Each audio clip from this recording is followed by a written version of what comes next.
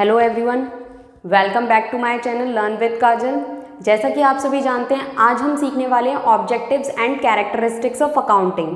हमारे previous videos में हम ये सीख चुके हैं कि अकाउंटिंग कैसे की जाती है, अकाउंटिंग क्या होती है और अकाउंटिंग को कौन करता है। ठीक है, तो आज के इस वीडियो में हम सीखने वाले हैं ऑब्जेक्टिव्स एंड कैरेक्टरिस्टिक्स। ठीक, तो सबसे पहले हम स्टार्ट करते हैं ऑब्जेक्टिव्स से। ठीक है, ऑब्जेक्टिव्स क्या होते हैं? अकाउंटिंग के उद्देश्य। ऑब्जेक्टिव्स का मीनिंग हो गया उद्देश्य। भाई हम अकाउंटिंग कर रहे हैं तो किस उद्देश्य से अकाउंटिंग कर रहे हैं, क्या ऑब्जेक्टिव है उसके। ठीक, और कैरेक्टरिस्टिक्स का मीनिंग होता है विशेषताएं, गुण। जो है हमारी अकाउंटिंग जो हम कर रहे हैं वो किस टाइप की होनी चाहिए, उसमें क्या क्या विशेषताएं होनी चाहिए, आज हम उनके बारे में जानेंगे। ठीक, so let's start this video. First of all we will talk about objectives of accounting. ठीक, देखिए there are 5 objectives of accounting. मैंने यहाँ पे एक समरी लिख ली है, छोटे से नोट्स के टाइप में लिख लिया है। ठीक, तो सबसे पहले स्टार्ट करते हैं हम फर्स्ट ऑब्जेक्टिव से। मैं यहाँ पे नंबरिंग कर देती हूँ।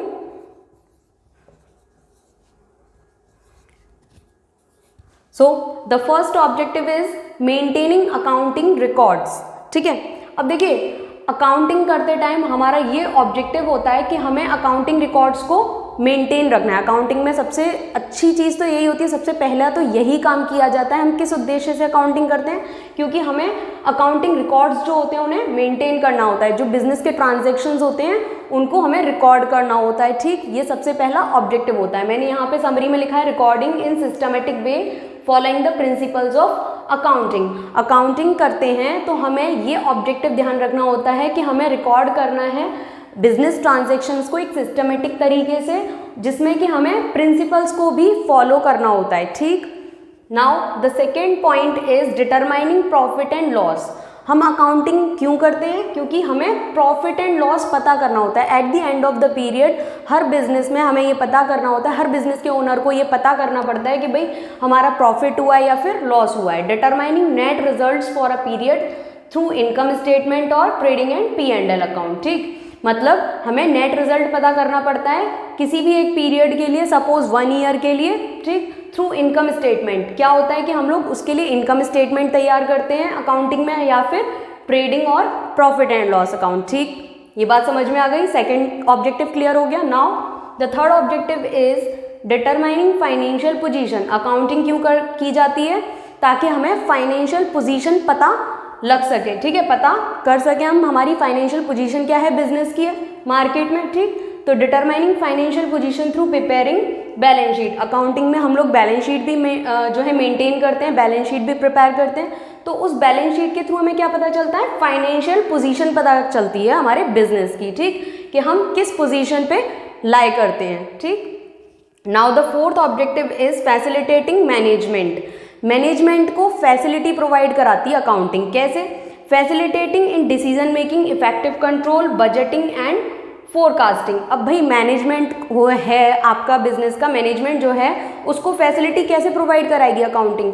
वो क्या करेंगे? उस अकाउंटिंग के थ्रू डिसीजन ले सकते हैं।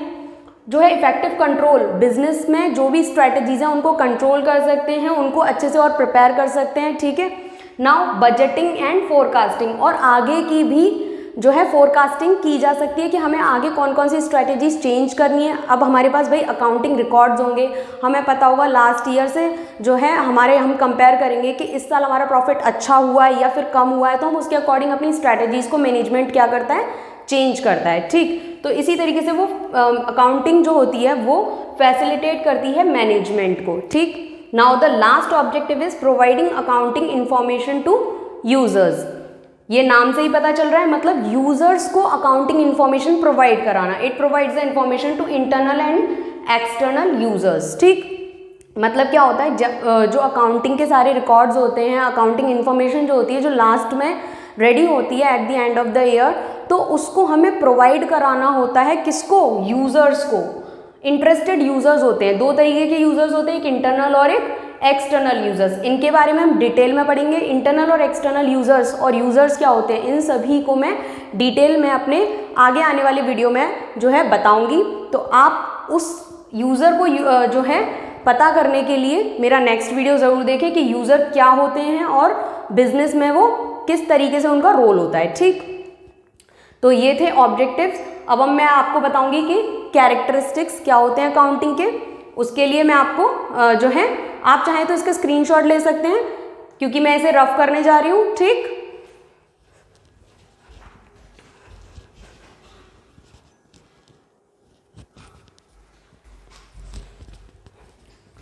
सो गाइज देखते हैं अब हम कैरेक्टरिस्टिक्स ऑफ अकाउंटिंग, ठीक।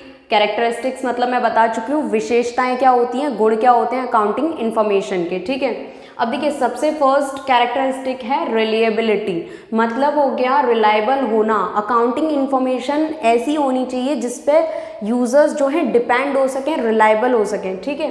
तो accounting information disclosed must be verifiable bye independent parties.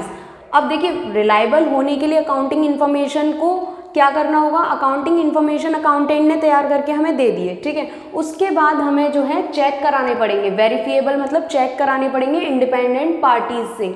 Independent parties होती हैं बाहर के जो है बिजनेस के आउटसाइड कोई अकाउंटेंट है, अगर मान लीजिए उससे चेक करा लिया जाए अपने अकाउंट्स की इंफॉर्मेशन को, तो वो कैसी हो जाएगी, रिलायबल हो जाएगी यूजर्स के लिए। रिलायबल मीन्स जिस पर वो विश्वास कर सकते हैं कि हाँ ये ठीक है, तो हम जो है इस अकाउंटिंग इन्फॉर्मेशन को यूज कर सकते हैं। तो यूजर्स क्या होते हैं, रिलायबल हो जाते हैं, डिपेंड हो जाते हैं उस अकाउंटिंग इन्फॉर्मेशन पर, ठीक है। तो ये था first characteristic. Now the next one is relevance. Relevance क्या होता है, information must be available on time. Relevance means होता है महत्वपूर्ण होना या फिर उपयोगी होना, भाई यूजफुल होना, हम इंग्लिश में बोलें तो यूजफुल होना और इम्पोर्टेंट होना। अब बताइए कोई भी अकाउंटिंग इन्फॉर्मेशन आपने प्रोवाइड करा दी, बिजनेस ने अकाउंटिंग इन्फॉर्मेशन जो है यूजर्स को प्रोवाइड करा दी, तो वो यूजफुल कब होगी, जब वो अवेलेबल होगी ऑन टाइम।